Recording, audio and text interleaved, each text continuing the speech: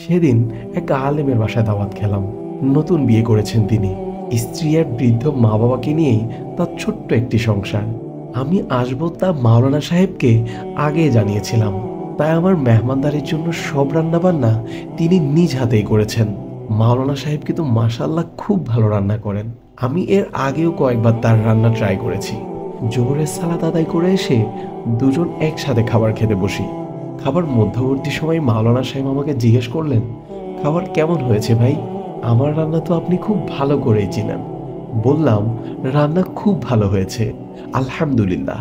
তারপর তিনি নিজে থেকেই আমতা আমতা করে বলতে লাগলেন, আসলে ভাই কি ভাববেন জানি না, তবে আমি না আমার স্ত্রীর রান্না কাউকে খাওয়াতে স্বাচ্ছন্দ্য বোধ করি না। আমার বউয়ের রান্না কেউ খেয়ে বলবে, ভাই আপনার বউয়ের রান্নাটা সেই অনেক মজা হয়েছে, এক কথায় অসাধারণ। তারপর আমার বউকে নিয়ে কিছু আলাপ, তার গুণ কীর্তন, এসব কিছুই না আমার মোটেও ভাল লাগে না। এই জন্য আমার বন্ধু বান্ধবদের আমি নিজেই রান্না করে খাওয়াই। তাই আপনার জন্য আমি নিজ হাতেই রান্না বান্না করেছি। বলতে পারেন এটা আমার গায়রত, আমার আত্মসম্মান বোধ। বাকরুদ্ধ হয়ে তার কথাগুলো শুনছিলাম। একটা মানুষের তার স্ত্রীর প্রতি কতটা গায়রত থাকতে পারে, সুবহানাল্লাহ। তারপর আমি তাকে বললাম, ভাই অনেক দিন আগে এমন একজন মহিষী নারীর গল্প পড়েছিলাম। তিনি তার বুজুর্গ স্বামীর বন্ধু বান্ধবদের কখনোই রান্না করে খাওয়াতেন না, এই ভেবে যে তারা তাকে নিয়ে আলোচনা করবে, আর এটি তার কখনোই ভাল লাগবে না।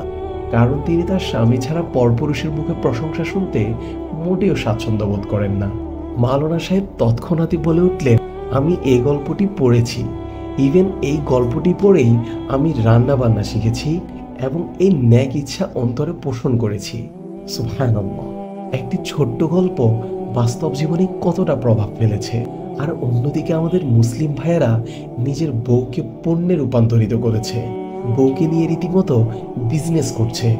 আল্লাহ আমাদের সকলকে নিজের স্ত্রীর গায়রতকে যথাযথ মূল্যায়ন করার তৌফিক দান করুন, আমিন। আজকের ভিডিওতে আপনাদের জন্য একটি ইসলামিক প্রশ্ন নিয়ে চলে এসেছি। আর প্রশ্নটি হলো, ইসলামের সবচেয়ে পর্দাশীল মহিলা কে ছিলেন? সঠিক উত্তরটি জানা থাকলে কমেন্ট বক্সে লিখে ফেলুন।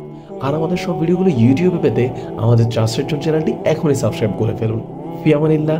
ইনশাআল্লাহ আবারও আমাদের একতরফা কথা হবে নতুন করে ভিডিওতে। ভালো থাকুন, সুস্থ থাকুন। আসসালামু আলাইকুম ওয়া রাহমাতুল্লাহ।